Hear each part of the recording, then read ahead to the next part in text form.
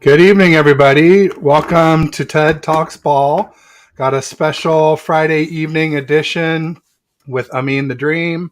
My wife and son are away for the night, and so Amin and I have been trying to figure out a weeknight or a weekend to get together, and he was able to accommodate me short notice. So thanks for that, Amin. I appreciate it. No problemo. And welcome to the show. Everybody can find Amin. He's at Amin the Dream 13 on Twitter and then also on YouTube as well. So everybody, please make sure to like and subscribe, follow him. He's a great follow and a great guest. I'm excited to have you on. So, a lot of stuff going on in Ninerland this week. I keep waiting for things to die down, but it seems like there's always something to talk about. Um, one of the big things is all the quarterback news, of course. And then obviously, you and I haven't spoken. This is our first time on the show, so we've never spoken about the draft or free agents or anything like that. But let people know where they can find you, anything I may have missed, anything you've got going on coming up that you want to promote. Nope, you pretty much covered it. Twitter, the Dream 13, YouTube, the Dream. Kind of mentioned this to Ted through DMs, but I've kind of been busy with school as of late. But hopefully, I'm trying to get back into podcasting and doing my streams on a regular. Just been busy with school. First year in high school, so high school is definitely a different level compared to like middle school. But yeah, just been busy as of late. But hopefully, when school's over and summer starts, I can get back to doing more consistent uploads. What was your toughest class that you took as a freshman? Biology. Bio, yeah, that was a fun one. Difficult though, for sure. I'm sure it's only gotten more difficult now than Jesus. I can't believe it's been almost 40 years since I was a freshman in high school. That's crazy. Um, and then what is your like favorite class in school? I wouldn't say necessarily my favorite, but the easiest class for me is history. I'm really good at history, but my two least favorite subjects are probably biology and math. Like I just can't stand math. Never have liked math particularly. So math and bio are definitely my two least favorite this year. Yeah, algebra, Yeah, geometry, geometry. algebra two, trig, uh, pre-calc, and then calculus. Calculus was brutal on me. I ended up dropping it in college, and I was a bio major, and they made me take chemistry as a freshman. And the second quarter of chemistry, I dropped the calc, and they rolled calculus into the chemistry, and so like there was no way. I had to drop the class, and it was all bad. I ended up being an econ major though. It was what I ended up getting my degree in. But bio is no joke, no doubt about it. So I can see why in math too. Brutal. Well, thanks for joining today. Um, got some folks here in the audience, so we'll say hi to them. We got Jimmy Perez stopping by to say hi, saying what's up, y'all. Happy Friday. Thanks, Jimmy. Appreciate you coming out to support the channel. Make sure that you check out Amin's channel and like and subscribe there if you haven't done so already. But anyway, so interesting stuff going on in Ninerland. There was, obviously some interesting reports this week as far as one of them was saying, Lewis Riddick was basically saying that he could see Darnold being elite in this system. And I guess we'll start with that. What are your thoughts on Lewis Riddick saying that Darnold could be elite in the 49ers system? I don't know necessarily about elite, right? Because if you look at Brock Purdy and you look at Sam Darnold, they're similar builds of quarterback. I think Sam Darnold's a little bit taller, but they're similar in what they're able to do on the football field. Now, I would say Purdy, what he's done so far in his career has definitely been better. But to be fair, Purdy has been in a better situation compared to Darnold, where Darnold's been with the Jets and the Panthers that were kind of, going through a rebuilding year, and they fired their head coach mid through, through midway through the season in Matt Rule. But I wouldn't necessarily say Sam Darnold coming into this year with this 49ers offense could be elite. What I would say is if Sam Darnold does end up being the starting quarterback, which would surprise a lot of people, including myself, because I think Trey Lance, with the way that it's looking, Trey Lance has a prime opportunity to come in and be the starter week one, especially when you look at Brock Purdy's injury. There was rumors a couple of months ago that Purdy might not even play this year. So if that's the case, hypothetically speaking, this is a prime year for Trey Lance to develop and for him to potentially, gain experience and to be the Niners' long-term answer for this team if he ends up being what a lot of Niners fans hope that he becomes. But, if that doesn't end up happening and Sam Darnold is the 49ers quarterback this year, I wouldn't necessarily say Sam Darnold could be elite in this offense. What I would say is that Sam Darnold in this offense, when you look at the weapons that we have, the defense that we have, Sam Darnold, unlike the other, situation that he was in with the Dolphins and with the Jets and the Panthers, that Sam Darnold could thrive here, right? And he could kind of come in and do what Brock Purdy did. If Brock Purdy, a seventh round draft pick, can come in and help this team make it to the NFC Championship game, Sam Darnold with the same weapons, same offensive line, with an elite defense, probably will be able to come in if he is hypothetically starting quarterback and can hopefully replicate some similar success to Brock Purdy. So I wouldn't necessarily say Sam Darnold coming in can be elite because I don't really. I'm watching Sam Darnold throughout his career. There's nothing where I'm like, all right, that's an elite trait that Sam Darnold has. Arm strength, not his running ability, not his pocket awareness. Nothing really stands out to you about Sam Darnold. But what I can say is Sam Darnold in this 49ers offense can thrive and can flourish. And if hypothetically Trey Lance gets injured, or if hypothetically Brock Purdy isn't going to come back this year, if Sam Darnold has to be the quarterback for this season, or if that situation arises, if that situation comes to fruition, I think Sam Darnold can play well enough and can thrive in this offense to where the Niners can be successful. I'm with you there. When I saw that quote, I think it was NFL Rumors posted it today, and I replied below. I said, "Elite is laughable," because I just don't see Sam Darnold ever being elite. Alex Conklin, I guess, is a little more adamant than you and I are, where he's saying Darnold won't be anything. What he is, a turnover machine. All his tendencies will follow him everywhere. Suddenly, Shanahan has failed to develop any QB at all. He's going to develop Sam.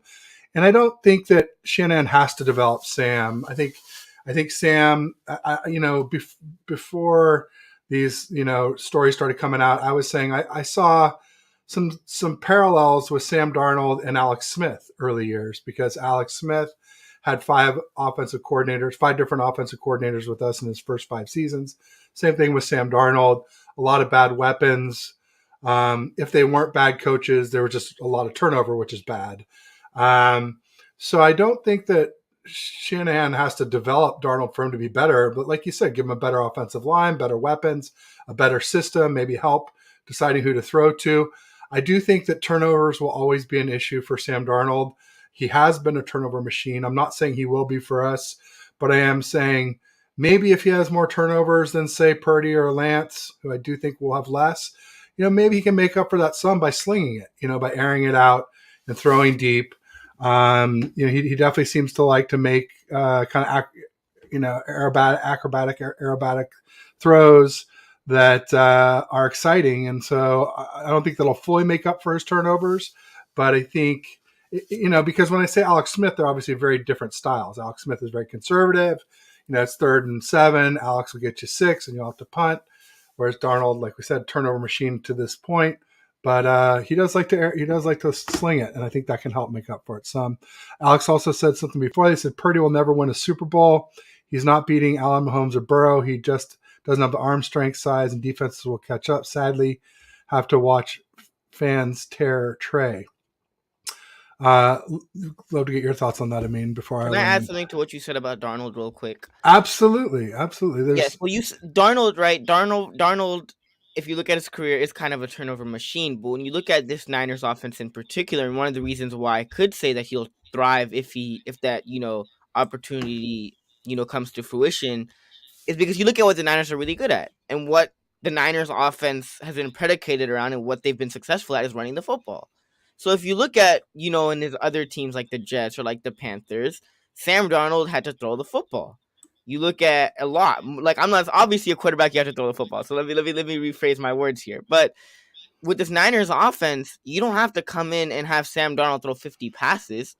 And you on top of that, you also have Christian McCaffrey, which if you look at the Jets and you look at his time on the Panthers, yes, he did have Christian McCaffrey on his time with the Panthers, but Christian McCaffrey also dealt with injuries and he wasn't always on the field when Sam Darnold was the quarterback. But now when you look at what the Niners offense with Christian McCaffrey, he doesn't have to, force a pass to, get a first down. Now, yes, he will obviously still have some turnovers, but in this Niners offense, you could limit that because of the running game. Because you have a guy like Christian McCaffrey, if the pocket collapses and Sam Darnold doesn't want to run, he could, dunk it off to Christian McCaffrey, and Christian McCaffrey can break a couple of tackles and get a first down and gain yards for you. So he doesn't have to force a pass and pick up a first down.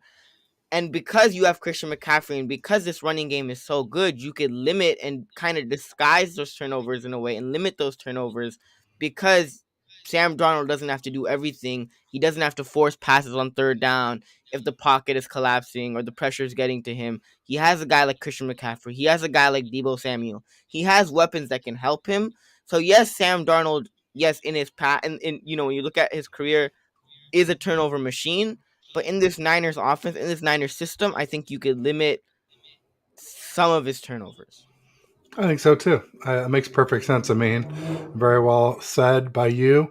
Alex then had that statement about Purdy. He'll never win a Super Bowl. He's not beating Allen Mahomes, Burrow. He just has the arm strength, size, and defense will catch up.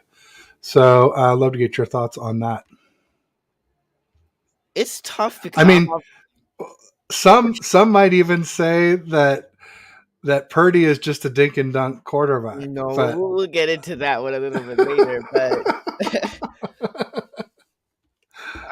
it's tough, right? Because what I saw from Brock Purdy last year, yeah, that Brock Purdy, in that Niners offense, what they were able to do last year, I think could have won a Super Bowl last year.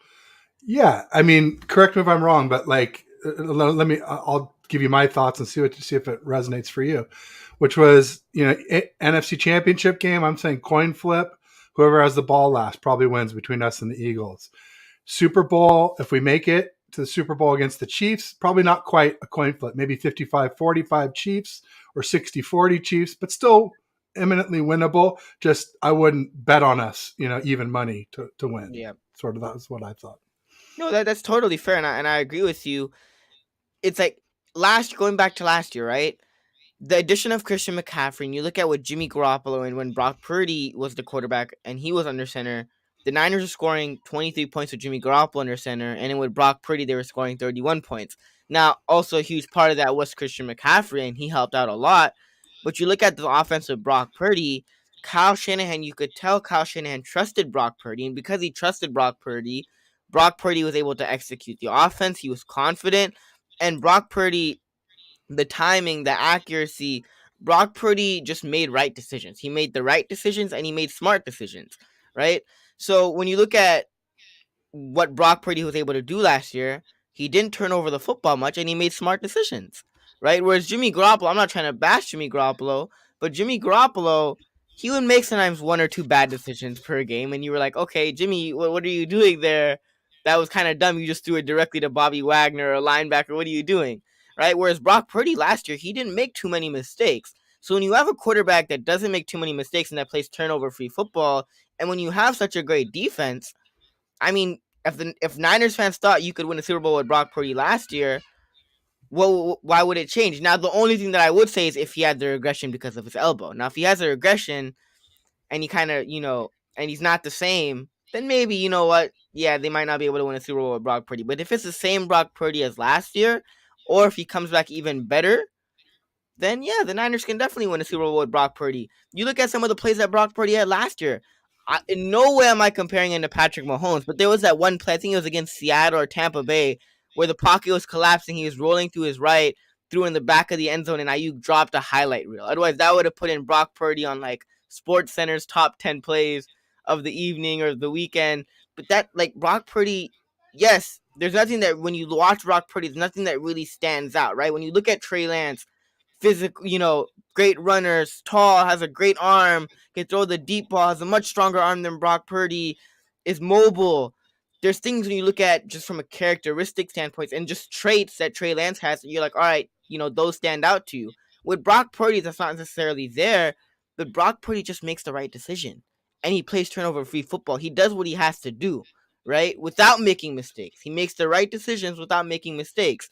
So if Brock Purdy can come back and play the way that he played last year, and if he is the Niners' long-term solution, and if it's not Trey Lance, and we have the defense. We have Shanahan. Now Shanahan's obviously people are still iffy on Shanahan, but yeah, the Niners can definitely win a Super Bowl with Brock Purdy. Now, is it hard? It definitely is hard because you look at the AFC with the Chiefs, the Philadelphia Eagles had the number 2 defense last year. So what it comes down to is your offense has to be really darn good. And with Brock Purdy, your offense was really darn good. So I think the Niners can definitely win a Super Bowl with Brock Purdy.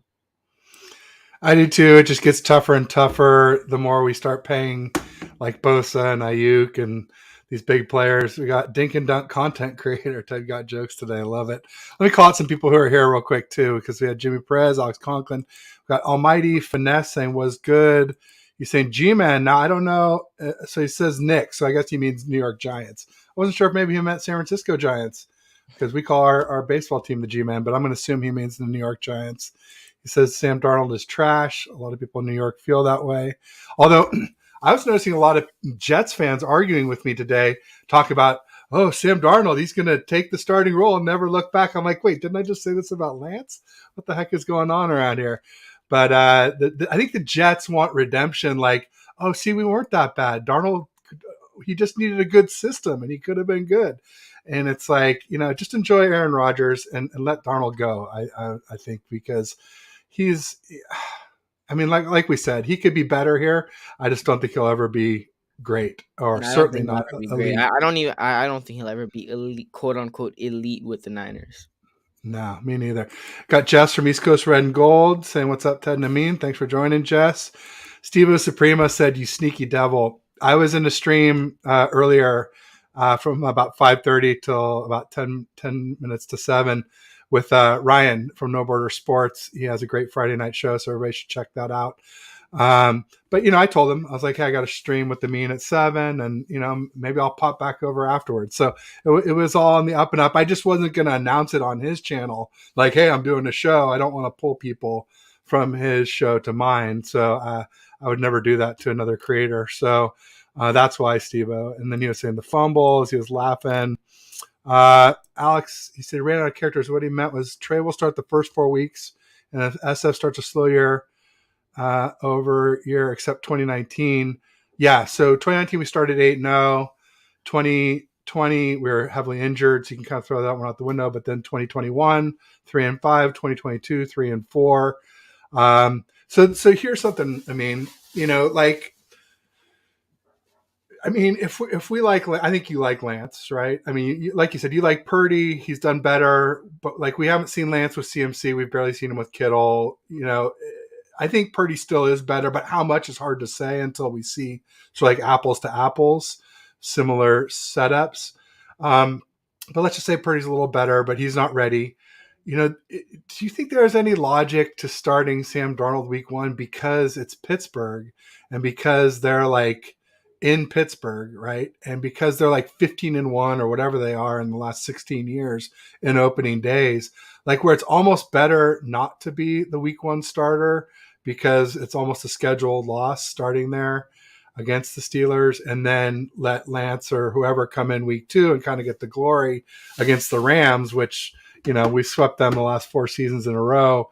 I have zero doubts that we'll sweep them again this season with all their, departures they've had, and I'll fly that banner of all the Rams that have left. But love to get your thought. Do you give any credence to that, or just like whoever's best should play? Quit, overthinking it, Ted. I mean, whoever's best should play, but let's say hypothetically Trey Lance is the best quarterback in training camp, right? You go to training camp, Grant, and whoever shows up to training camp, all these guys are saying Trey Lance has improved. He's doing well. You see the improvement and you see the work that he's putting in the offseason to translate to training camp. Then of course you play him. Of course you play him because the NFL, every week there's pressure. Every week there's pressure to perform, right? Your job is on the line. There's a bunch of guys competing against you, and you're replaceable. As much as people don't say you're replaceable, you're replaceable. If you get hurt and someone comes in and is doing your job at a high level, you're replaceable. And the NFL is a business. You look at, some of the guys like Debo and all those guys getting their contracts. They also understand the NFL is a business, and at the end of the day, it is a business, right? You're replaceable in the NFL. You're replaceable in a lot of sports.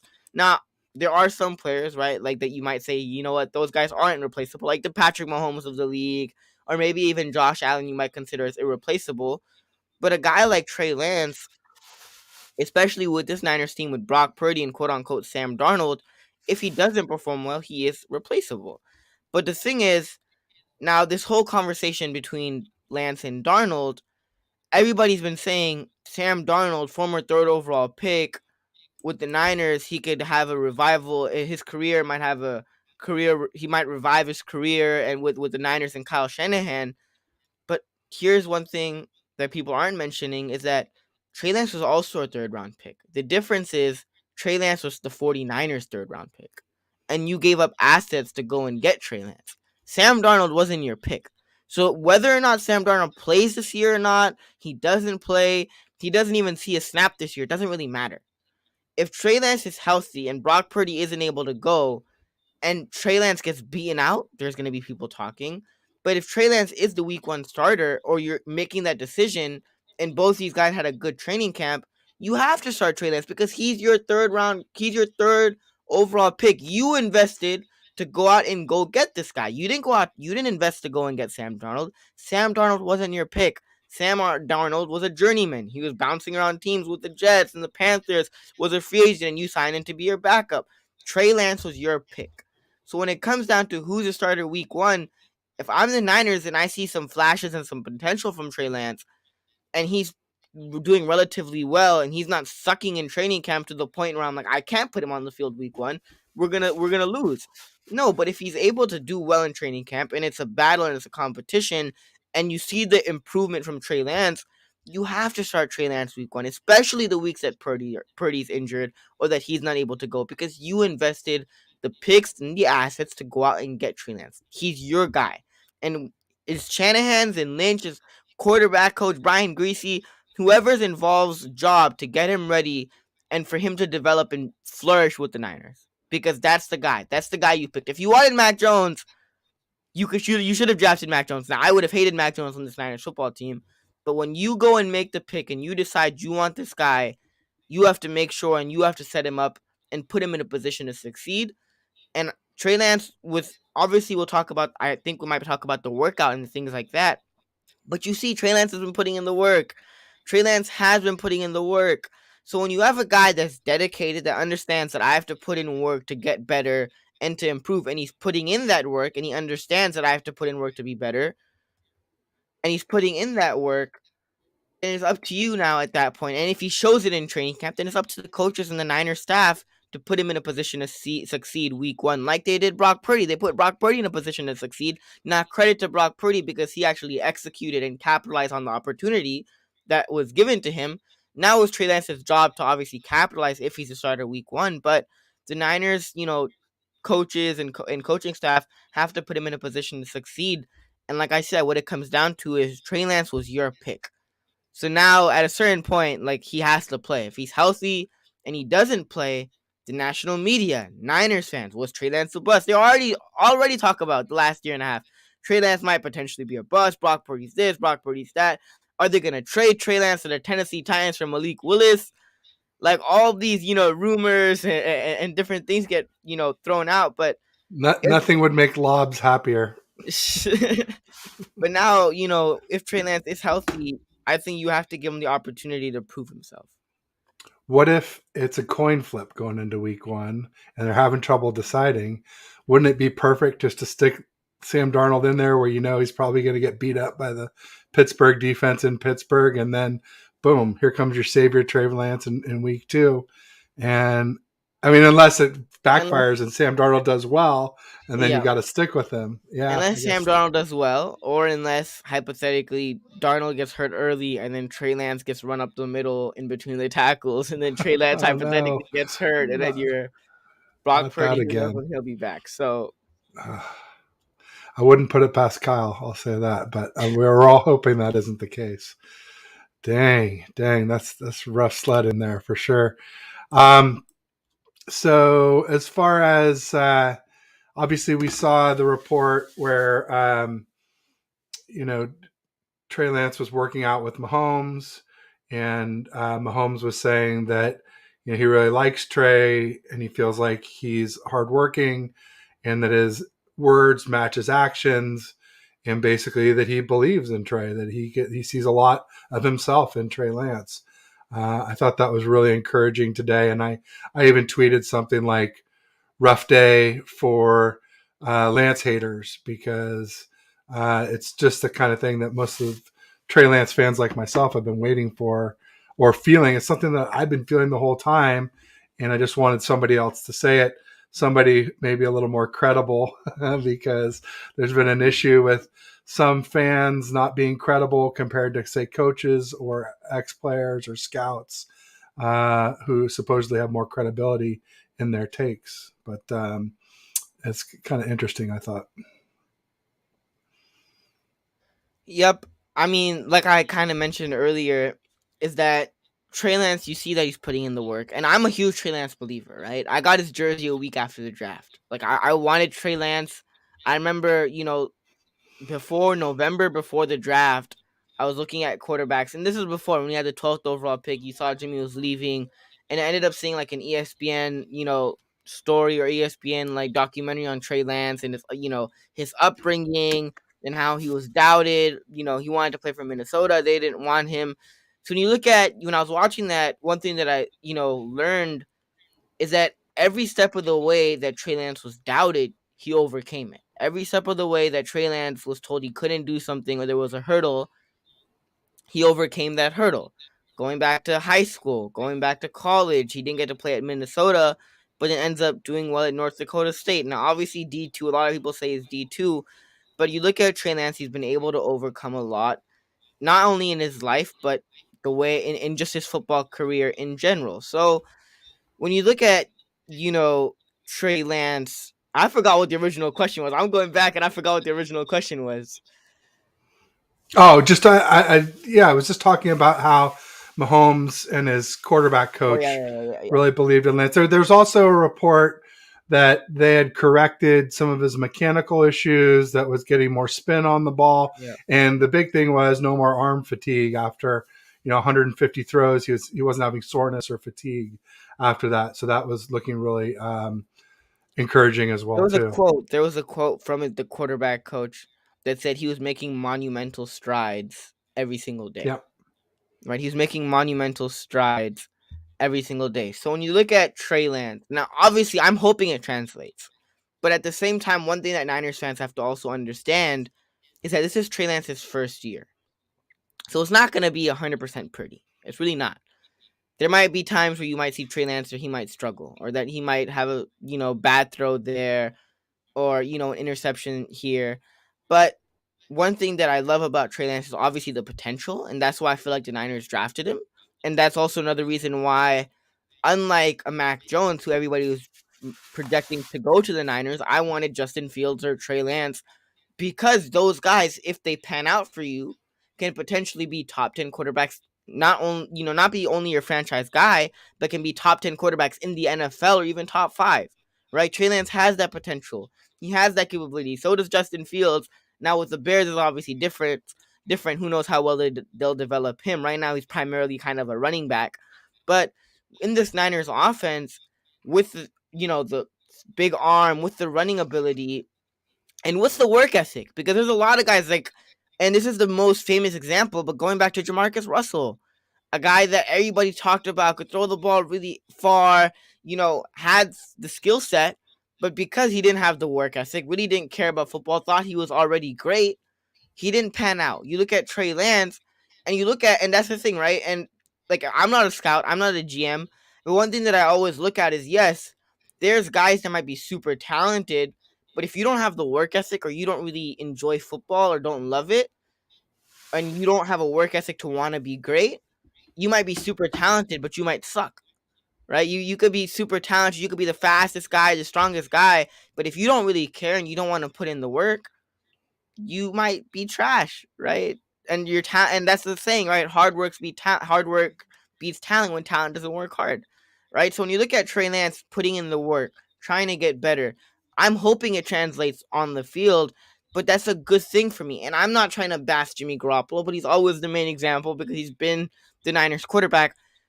I don't know what he does in the offseason. There's been times Nobody where knows. nobody knows. There's been Even times Kyle players, doesn't know. yeah, there's been times players have been like, we can't get a hold of Jimmy. We can't get a hold of Jimmy in the offseason. We don't know what he's doing. And yes, Jimmy didn't throw as many turnovers this year on the Niners, but you look at from 2017 and 2017 had a great year. After the injury, it was pretty much the same average play from Jimmy Garoppolo. There was nothing that Jimmy Garoppolo really did better. There was maybe, taking less sacks instead of freezing in the pocket, standing still. But it's nothing that you were like, all right, Jimmy kind of got better.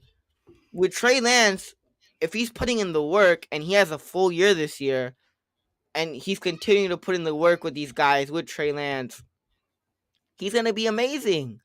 Especially with this team and the work ethic, he's going to be amazing. So hearing this, that he's making monumental strides and looking at the throwing motion and the throwing, the form, it looks like it's gotten better. So I'm hoping for the best for Trey Lance. I just hope he gets the opportunity to prove himself this year and that he's able to stay healthy. Because if I think he's given those two things, and most importantly, that Kyle Shanahan sets him up and puts him in a position to succeed.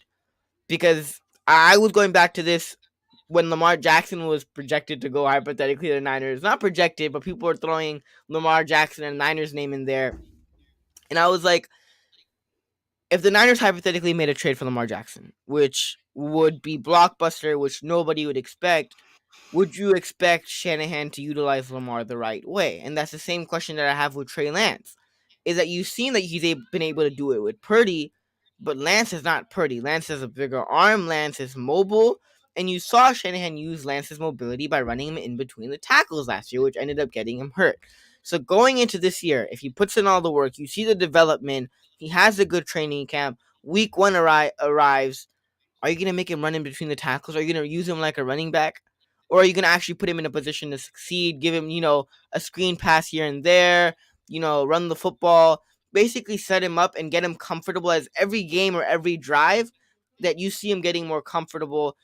So that's also another question, is that if Trey Lance does make, he's making monumental leaps in training camp and he's getting better, my question is, when week one comes or throughout the season, will Shanahan put him in positions to succeed?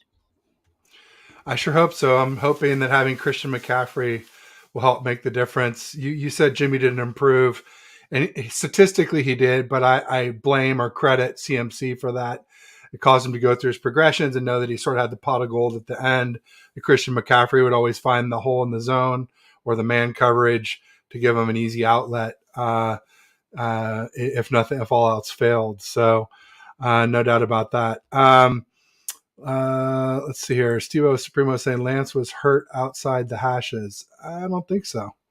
He was inside of his right tackle when he got injured. So, if he was outside the hashes, then the tackles had moved out too. So I don't know. I'm not sure I agree with that statement. What do you think about that? I was at that game. It was devastating. It was honestly devastating. I was at that game. I was honestly so sad because I went to the Seattle game the year before that, and the fun thing was Jimmy G got hurt. Not the fun thing, but Jimmy G got hurt. I was there. I was there. And then we got to see Trey Lance, and everybody was so excited. I was so excited, right? And then we were all like, "Screw Jimmy, he's killing us." We had all these chances, and all we got was one touchdown. Yep, and then Trey Lance comes in. And he did okay, right? He did okay. Got Debo on that wide open touchdown pass down the sideline, which got me hyped. But we ended up losing that game. But then, the next year comes home opener. This is the time we get to see Trey Lance. And then he ended up getting hurt. And I was devastated. I was honestly devastated because I was looking forward to seeing Trey Lance this year. But he ended up, getting hurt. Now that specific play, I don't remember what it exactly was. I think it was a RPO, and I think Trey Lance had the option to hand it off to the running back, but he ended up running it up the middle. That's what people were saying. But even then, the way that I would utilize a quarterback like Trey Lance, and he's not the fastest guy. He's not a Lamar Jackson. He's also not a Justin Fields. You look at Justin Fields is... I'd say he's fast. He's just not quick. Yeah. I would say he's fast, but he's not quick. You look at Justin Fields, that's the perfect way to put it, Ted. Justin Fields, on the other hand, Justin Fields is quick. When you He see is him just very running the ball, quick. he's very quick, right? Yeah. Running, beating corners, beating, linebackers, getting past those guys. Trey Lance isn't quick, but he's fast. And one thing that you can do with Trey Lance, and the way that I would utilize him all of last year, is kind of give him the Purdy package. But on top of that, what he can add to this offense is a deep ball. And what he can do is when the play breaks down, if you don't want to pass it to Christian McCaffrey or Christian McCaffrey's on the sideline, Trey Lance can take off and get you 3 or 4 yards on a third down, or if the pocket is collapsing. That's how you utilize Trey Lance's running ability, because he's not a Justin Fields, right? That's how you utilize Trey Lance's running ability. So my only issue is when people go have this debate about Shanahan and Trey Lance and the injury, whose fault is it? My biggest issue is that I don't feel like Shanahan utilized Trey Lance's running ability in the way that it should have been utilized. And if you utilized him like Russell Wilson is kind of utilized, or how those guys that have the running ability, that if you need them to run, they're able to, that's how you utilize Trey Lance's running ability. Not running him in between the tackles like a running back. You had good running backs on the roster, so you didn't really have to do that. You had Debo, who a lot of Niners people call him the wide back. You had Elijah Mitchell. You didn't have to utilize Trey Lance like that, and that's why I blame Shanahan, which is still in the past. But that's why I blame Shanahan, because Shanahan utilized Trey Lance's running ability in the wrong way. Yeah, I think so too. People say, "Oh, it was an option; he didn't have to run it." But the second option is for Trey to keep it and run basically up the middle, so or at least in between the tackles, where you're going to run into a lot of defensive tackles and linebackers in there, rather than maybe a corner or safety out on the edge where you've got open space, and even if they do tackle you, there's less chance of you getting crushed or pushed backwards the way he was, that made it so awkward the way he fell. I'm with you 100%. I mean, I love that analysis. Randy Daytona says Trey had 2 fluke injuries, in my opinion, victim of circumstance. He just needs to play a few in a row. And I think that's a really important thing to note, is that we all talk about the 3, 4, 5-ish games that Trey Lance has played, but he's barely played any 2 in a row. There was the half against the Seahawks where he literally, we watched it, we were there, where he came in totally unprepared. They didn't even have halftime to prepare because Jimmy didn't even figure out he couldn't go until right before the kickoff. So they didn't even have the full halftime to get Trey prepared, let alone a whole week of prep like most QBs get before any NFL game. And then, he played pretty well. He scored 14 points, 2 TDs. He scored a 2-point conversion. He had better stats than Jimmy and scored more than Jimmy. But ultimately, then he played against the Cards, and that was a terrible game plan. There was all these QB powers, and he was just getting hammered and only getting a few yards. But anytime he scrambled where it wasn't a design run, he's getting big chunks of yardage And and doing well. McGlinchey was atrocious that game. Oh my goodness. I still remember JJ Watt was getting after Trey Lance, and McGlinchey was just horrible that game. That was one of JJ Watt's last really impactful games. Was that one against us week 5 of 2021. It was brutal. And the Cards were arguably the hottest team in football that week. Their defense was playing well. They were scoring a lot of points. They were on their way to an 8-0 run that year. So, to stay within 1 touchdown of them, partially because Trey Lance had lots of possessions where we possessed the ball and ran the clock and gave the defense time to rest, even though we weren't scoring field goals or touchdowns at the end of them because we probably went for it on too many 4th downs. We were possessing the ball and giving the defense time to rest so that they could slow down Kyler and that high-powered offense. So no doubt about it. Let's see here. Steve Primo saying the problem is we did draft an injury-prone QB to replace one. That would be a problem. If we did, then that is a problem. I'm not ready to say that Trey Lance is injury-prone yet. Yeah, but I wouldn't say that either. I would say it's circumstance. And then on top of that, that would be a problem because Trey Lance, if he hypothetically went somewhere else, I think Trey Lance could flourish if he hypothetically went somewhere else. But in terms of, I wouldn't necessarily say it's a problem for the 49ers, because if Brock Purdy can come back and, be healthy and replicate somewhat of the same success that he had last year, if you were to trade Trey Lance, which I would hate that because I'm a huge Trey Lance stan.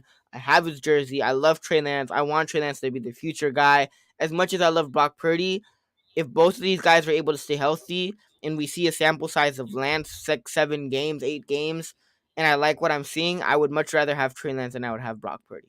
And that's just me because I'm just a huge Trey Lance fan and I love the upside that Trey Lance brings. And like going back, like I said, you could win a Super Bowl with Brock Purdy, but if Trey Lance had a season under him or had 14, 15 games, and the Niners were to make it on to the Super Bowl, and it's between him and Purdy, who would I start? I would start Trey Lance any day of the week, right? Because Trey Lance just has that upside and that potential. So I wouldn't necessarily say it would be a problem for the Niners because if you were to get rid of him, which I would hate, you still have Brock Purdy and maybe Sam Darnold can become elite, with the 49ers, but it wouldn't necessarily be a problem because I think you still have Brock Purdy, you still have Sam Darnold, who you could win football games with, but it would suck to see him go. That's what I would say. If Trey Lance doesn't pan out and he continues to stay injured, it honestly would suck to see him go because just kind of like Saquon Barkley his first couple of years was kind of a what if. What if Saquon was able to stay healthy? It would kind of be the same thing with Trey Lance. Is what if Trey Lance was able to stay healthy and had an opportunity to prove himself? Yeah, I mean, I think I'm with you. I mean, I just feel like if with Purdy, if it's a coin flip against the Eagles and maybe, a little bit worse than that odds against the Chiefs, like with Lance at his ceiling, like we're embarrassing teams. We're just straight up, you know, dog walking teams, or we could have a bunch more injuries and still have a good chance to beat them, with more hands tied behind our back, if you will. I feel the same way you do about him. The ceiling is there, and I heard somebody recently say like, "Hey, so and so is as a high character guy. I think that means they have a real good chance of hitting their ceiling." And just like Jamarcus Russell wasn't a high character guy, at least when it came to work ethic, then he never even came close to hitting his ceiling. Yeah, he could throw 70 yards from his knees, but he never did the work you need to do to be great. And like you said, I love what you said. I think you said hard work beats talent that hardly works. Was that something like that? It's not my quote, so it's not my No, I quote. But know, but yeah, you said it. hard work beats talent when talent doesn't work hard. There you go. Thank you. When talent doesn't work hard, I love it. I'm definitely stealing that little raccoon meme where he steals a little bit of food and runs off the screen. That's the one I'd be playing right now if I could do a meme. Trey made a mistake in the Houston game, but it was early. He overcame and improved. Yeah. Also, Kyle stopped calling QB runs and let him sling it, and he did a good job slinging it. Even as well as he did, I would say it would have been even better if they would have called that PI that happened on Ayuk in the right end zone. I think there could have been another 7 points tacked onto that I have a score. message for not only Shanahan but all Niners fans: is give Trey Lance time. You saw Trey Lance in that Houston game. Great comment by Randy. He made a mistake, but as the game went on, and the more drives that he went on, the more reps that he had, the more snaps that he was under center, you saw him getting more comfortable. You saw him improve. You saw him make nice throws. So give Trey Lance time. You see what Trey Lance can do. You have a small sample size, right? You have a small sample size, but the mechanics have already gotten better than what it was in 2021. So you have that part that he's improved on. If you give Trey Lance time, and yes, it might be ugly, but that's the thing, is that one thing that I'm afraid of is that when Jimmy Garoppolo started 2-3 last year, or like I forgot what the record was, 3-4, nobody was complaining. Everybody was like, "Oh, Jimmy, Niners fine. The Niners are fine. We still have Jimmy. We're still a good team." I feel like with already the hatred that people give to Trey Lance, if the Niners start off 2-3, the media is gonna be like, "Where's Brock Purdy? Are they gonna start Sam Darnold?" Jimmy Garoppolo wins football games. The Niners shouldn't have gotten rid of Jimmy Garoppolo. I honestly can already picture in my head waking up if the Niners were 2-3 one morning and watching Callan Cowherd say, "The 49ers made a huge mistake by getting rid of Jimmy Garoppolo. Jimmy Garoppolo wins. Simple. Period. He wins." Right? Where I'm like, wait, but going back to last year, the Niners didn't start off too hot, but nobody, made an issue about that. The Niners lost to the freaking Denver Broncos last year. The Denver Broncos, who scored 10 points or 11 points because of a Jimmy G safety, the Niners lost that game. and the Broncos were horrible. They were atrocious last Terrible. year, right? All except for one drive that Russ put Yeah, together. right. All except for one drive. If Trey Lance did that this year, Niners fans would be ripping him apart. But the thing is that they have to understand is that good things come to those who wait. And Trey Lance, if the Niners fans are patient with him, if they give him time, and obviously if he's able to stay healthy, if you give him time, he can develop into a top 10 quarterback or a top 5 quarterback. And that's why you drafted him to be your not only be your franchise guy, but to be that guy that can potentially be an elite quarterback, not only for your team and help you win football games, but an elite quarterback in the league, like the Josh Allens, like the Patrick Mahomes, like the Joe Burrows. So give Trey Lance time. You look at that Houston game, he got better as the game went on. So if you give Trey Lance time, you give him the opportunity, you let him start week 1, you give him the opportunity, and Niners fans are patient with him, then I think Trey Lance can potentially, hopefully, turn out to be what we want him to be and can potentially be that top 10 guy in the NFL. So Niners fans and Shanahan, front office, Don Lynch, give Trey Lance time. Give him time to develop. Good things come to those who wait. Give Lance a chance. Give Lance a chance. Give Lance a chance. And Colin Cowherd isn't saying you shouldn't have gotten rid of Jimmy Garoppolo. He's saying you shouldn't have gotten rid of my daughter because Trey Lance dumped her. And that's when the whole narrative switched on a dime. I tell you, it's crazy. But as far as I guess there was a little bit of controversy today in Niner Creator Land.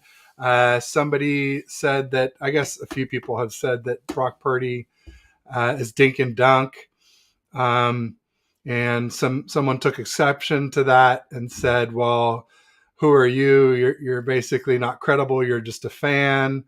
And as if like only coaches and GMs and ex-players and whatnot can have credible opinions in this league, in this YouTube space. I feel like good ideas can come from anywhere. I do feel like those credible people, they probably have a higher hit rate in general, but it doesn't mean, I don't know. The other guy stuck to his guns and just said, this is what I believe. And that's my belief. And I respect him for that, because I've had it happen to me where it seems like everybody's against you one minute and you stick to your guns. And then later on, everything flips around and it's like, oh, now I've got all these great receipts on all those people because I stuck to my guns and it turned out I was right, type of thing. But I'd love to get your thoughts on that. I mean, I'll say for myself, I don't think that Purdy is dink and dunk. I just think that he has a limited arm, and I just feel like Lance has a big arm. He's taller. If he can learn to do what Purdy does, he'll be the better QB. Just that's a big if. And Lance has to stay healthy to be able to do that. Yeah, I agree with you. I wouldn't say Brock Purdy is dink and dunk. No, I would say he doesn't have the strongest arm, but he's shown you the ability last year that if you need him to make a deep pass or throw a deep ball, that he has the ability to do that. And you saw it last year. Sometimes he threw a deep ball to Kittle, sometimes to IU, 30, 40-yard passes. He is capable of doing that. Now, does he have a stronger arm than Trey Lance? Can he gun it 60 yards down the field like Josh Allen can? No. But to straight up say he's a dink and dunk quarterback, I wouldn't necessarily say that, because if the Niners offense jumped up from 23 to 31 points last year with Brock Purdy under center, and you saw the Niners having more big offensive plays last year, you can't just necessarily call him a straight up dink and dunk quarterback. And I have a question for you, because I didn't watch Alex Smith, right? I was too young to watch Alex Smith. But from my uncle who watched Alex Smith, who he said was literally the worst year as a Niners fan, that to the point where he wouldn't even watch the games because it was so boring. The Niners were just so bad. And I watched Jim Tomsula and Chip Kelly, and he would make fun of me. He was like, if you thought that was bad, then you do not know the Mike Nolan, Mike Singletary first couple of years of Alex Smith. Dennis Erickson. Yeah, Yeah. Dennis Erickson. He's like, you did not, if you thought Jim Tomsula and Chip Kelly was bad, at least there would be maybe one or two highlights in the Jim Tomsula Chip Kelly and back in, when Alex Smith was under center, and during those times, there was very little highlights. The offense was, like, he's like, you don't know what you're talking about as a Niners fans, because those were really the worst years. But yeah, let me ask you a question. Was Smith a dink and dunk quarterback? Because that's what my uncle was like. He would throw a 2 yard pass here. He would throw a 3 yard pass here. He always used to Yeah, tell me Smith is a dink and dunk quarterback. absolutely dink and dunk. He wouldn't throw to wide receivers. He definitely would hit Vernon Davis and Delaney Walker some over the middle. But yeah, dink and dunk to the receivers. I always said if you need 7 on third down, he'll get you 6 and you'll be punting. He was the master of throwing short of the sticks. And he got a little bit better when Harbaugh got here. Harbaugh believed in him and got him some better weapons. And then obviously did better under Andy Reid, where, when people drafted Mahomes, some people thought they were a little bit crazy because they were winning, lots of games in the regular season, making the playoffs. They just weren't making it to the Super Bowl, let alone winning it. And clearly drafting Mahomes turned out to be the right decision. But it was a bold decision with somebody as good as he. So Alex Smith did get better over time. Yeah. But early on, it was awful. And like I said, 5 offensive coordinators in 5 seasons, bad weapons. I mean, just terrible wide receivers. They did have, like I said, Vernon Davis eventually and Delaney Walker, but that was brief where we had both of them together. And Yeah, so yeah, he was really it was frustrating to basically watch. it was just boring. It was basically just boring. It Like, was very there was, boring. there was no deep But passes. There was but no. he didn't turn the ball over. Like he That's almost true. never turned the ball over. So there's some value in that. In San Francisco, we had a good defense. So I mean, I understand it somewhat. I mean, not in the early years, but once Harbaugh got here Yeah, yeah, and we had Fangio, then Alex Smith was starting to look a little bit better. But then he got the concussion, and we brought in Cap, and I, for one, was like super excited about Cap. I was like, yes, please make the move. Don't look back. And it may not have been the right decision. I mean, how it turned out, losing the Super Bowl, yeah. hard to say that was the right decision, but I was happy about it at the time. I'll say that. Yep. Yeah, well, going back to it, right? If Alex Smith, which I won't necessarily comment on him too much because I didn't really watch him, but Brock Purdy's not a dink and dunk quarterback, and Brock Purdy's not even a game manager. I would say he wasn't a game manager last year. He really took control of this offense and executed it at a high level. And that's the thing. Yes, Brock Purdy doesn't have the strongest arm, not necessarily as good as Trey Lance, and I wouldn't say he has as strong of an arm as Trey Lance. And he doesn't necessarily have any physical attributes or traits that make him stand out. But what Brock Purdy does, and I mentioned this earlier in the stream, is that he makes the right decisions. He gets the ball to his receivers. He basically makes the right play most of the time without making too many mistakes or without making that many mistakes at all. So when you have a quarterback that can do that, that gets the ball to his playmakers, that makes the right decisions, that's accurate, right? That, can give you 1 or 2 deep plays every single game. Not a 60-yard bomb, maybe, but a 30-yard pass to George Kittle in the touchdown, or like a 30-yard pass down the sideline to Ayuk, who can make deep throws and that makes the right decision, knows where he's going with the football, that's accurate, that's decisive, and on top of that, that doesn't make too many mistakes. There's no way you can call him a dink and dunk quarterback. And and this might be a hot take, but I thought if the Niners had last year's version of Brock Purdy in the Super Bowl that they lost to Kansas City, I think they could have beaten Kansas City with that version of Brock Purdy. Because Yeah, what really lost us that game, in my opinion, is yes, there's a multitude of factors that lost us their Super Bowl. But I said this after watching the Chiefs and the Bucs Super Bowl, was that even if Kansas City wanted to make a comeback, they couldn't because the Bucs kept scoring on offense. It was too big of a deficit to come back and catch up and to tie the game and to come back out of it. It was too deep of a hole. If the Niners had Brock Purdy in that Super Bowl and the offense was as dominant as it was last year, and last year the offense, unlike the defense, in some of the games would win us the football game. When have you seen that? You look at the Niners, it was primarily the Niners' success primarily revolved around this defense and how great the defense was. The offense was secondary. last year at times, and I've said this before on multiple streams, so if I'm saying it again to anybody in the chat, I apologize, but the Niners offense last year was better than the defense sometimes. So going back to that Super Bowl, if you had last year's offense in that Super Bowl and you were scoring, being able to score points and run out the clock and put up points, the Niners potentially could have had another Lombardi trophy, could have potentially won number 6 if they had Brock Purdy under center. So, no, there's no way you could necessarily simply call him a dink and dunk quarterback, because I don't think a dink and dunk quarterback could have taken the Niners team as far as he did. He made the right decisions. He played turnover-free football, and he had that one or two deep ball every single game, or had that big play. He basically did what he had to do and did maybe a little bit more. So to simply call him a dink and dunk quarterback or even a game manager, I would say is disrespectful.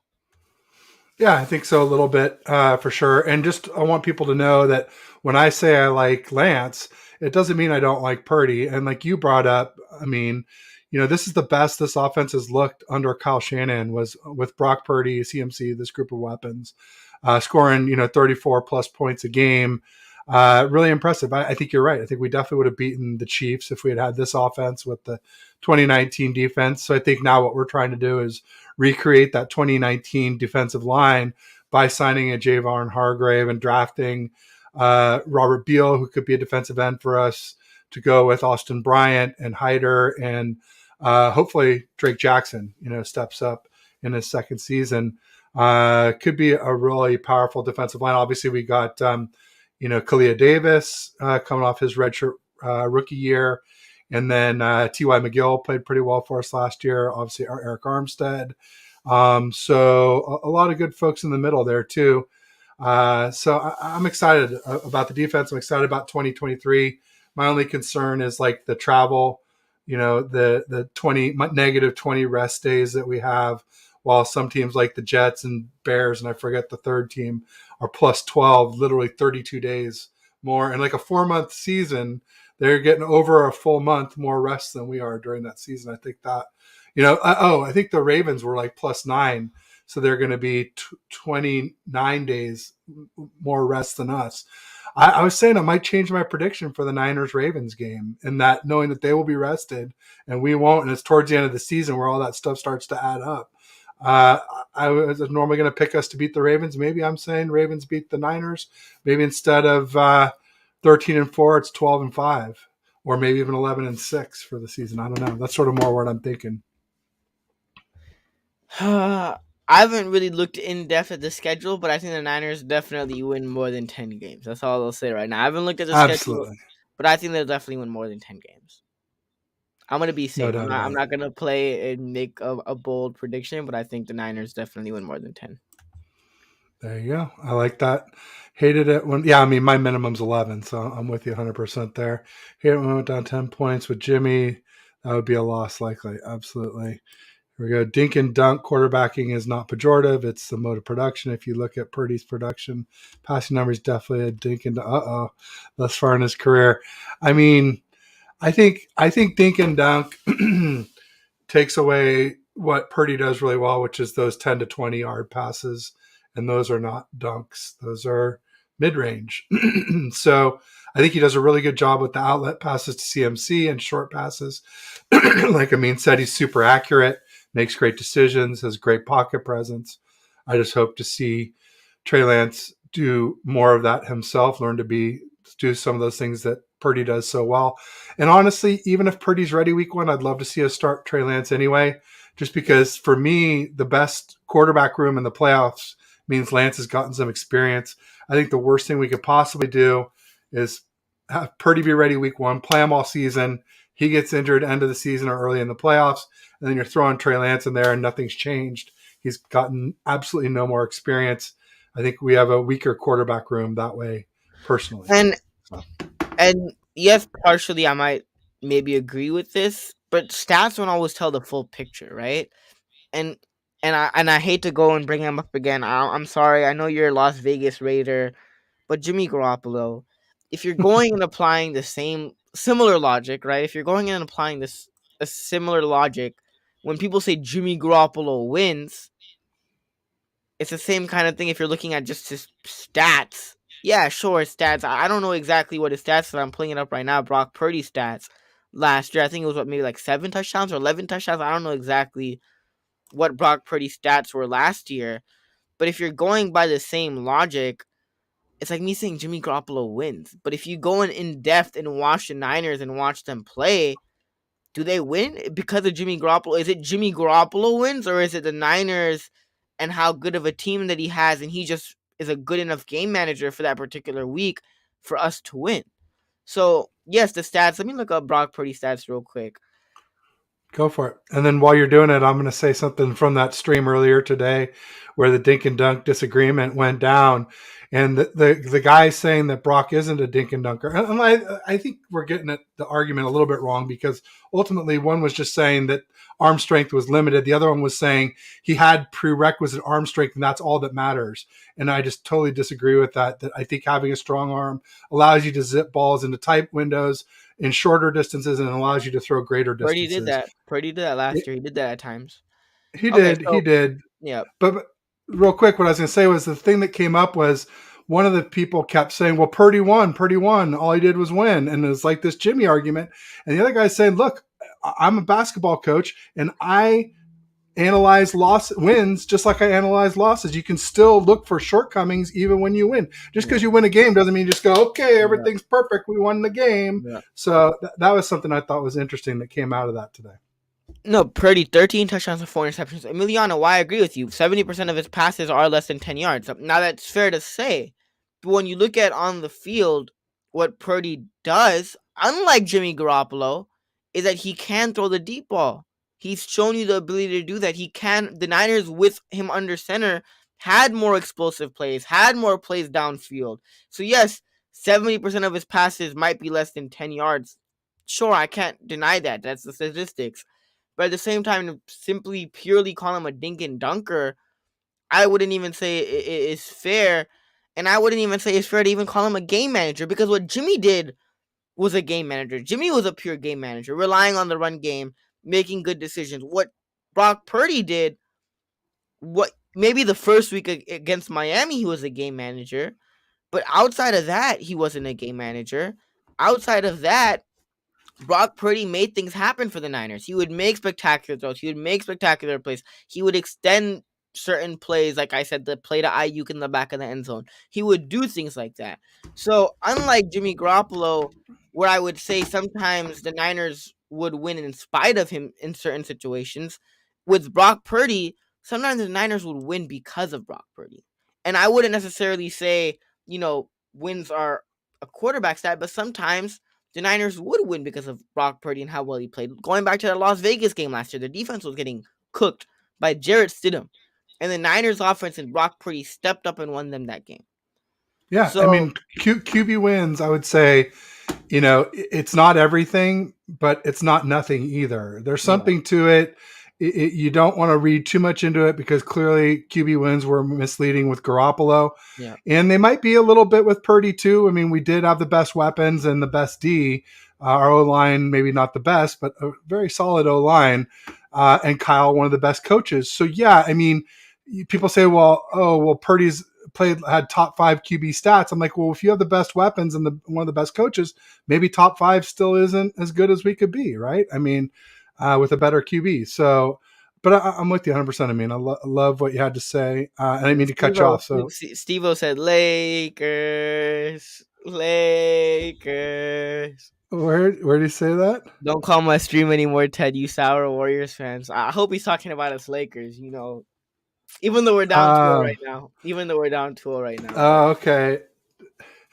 It's funny. He was saying that his fandom is why we win, and then he's saying, "Don't call my stream anymore, Ted. You sour Warriors fan." I'm not sour. I mean, it's just interesting that now the Lakers fans are crying about the refs. It's just like I thought the refs were infallible when we were playing y'all, but now that a few calls don't go your way, I don't know. But you're a Lakers fan. I mean, I don't want to rub I it am in if I, you I are. am a So. Lakers fan. Down 2-0, but I'm just happy you beat the Warriors. Now we gotta beat the Nuggets and take care of business. But the Heat are the Celtics are also down 2-0 right now. So And the Celtics lost them at home. So the like Celtics lost both at home. Now I just hope the I was Lakers just series goes saying that. down. I hope the Lakers series goes down kind of like the Warriors Kings, where the Warriors lost the first 2 games, and then the Yeah, Lakers get it done at home, and then we win it. yeah. But yep, I hope the Lakers Nuggets series goes at least similar to what the Kings Warriors series went, and the Lakers end up winning it in 6 or 7. All I have to say is nice dunk, LeBron. Wow. My designer and producer fired me over that, so I DM'd him that at halftime, and he's like, "All right, have fun producing your own shows." I'm like, "All right, thanks." Anyway, it's just banter. I thought we were just having some fun, but apparently he took it a little too seriously. Um, it's the third time he's blocked me though, so I'm like, maybe there's a message there. Maybe we should just leave it that way. I don't know. We'll see. But ultimately, let's see here. He was saying that saying something like that's idiotic. Saying no one other than any fan base knows their QB record facts. I mean, I wouldn't say no one, but yeah, usually fan bases know their own stats the best. Brock's efficiency is what made this offense explosive. A QB, he's an effective dugger. He wasn't winning like Herbert and Allen. So if he's not winning like them, then how is he? Well, he's winning because we had the best weapons and we had a really good O-line. But now we don't have McGlinchey, and we may not have Ayuk for long. We may not have Debo for long. Um, who knows what else may happen? Christian McCaffrey may get injured. So you can't just assume that everything's gonna be like it was last year. I fell out. I want to argue. I feel left out. Well, you're arguing from there.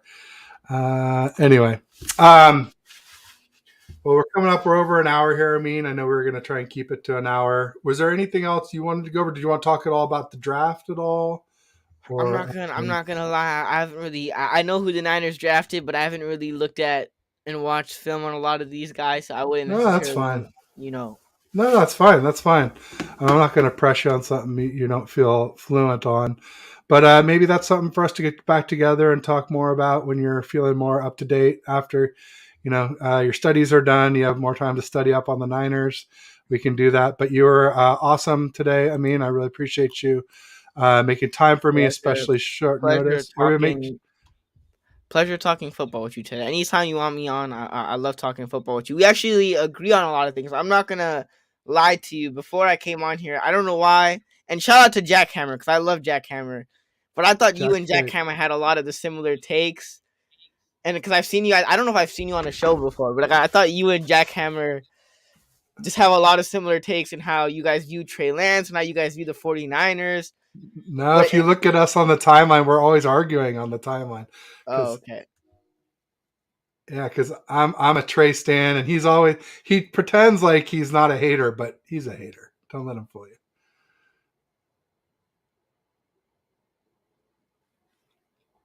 Oh, you're on mute.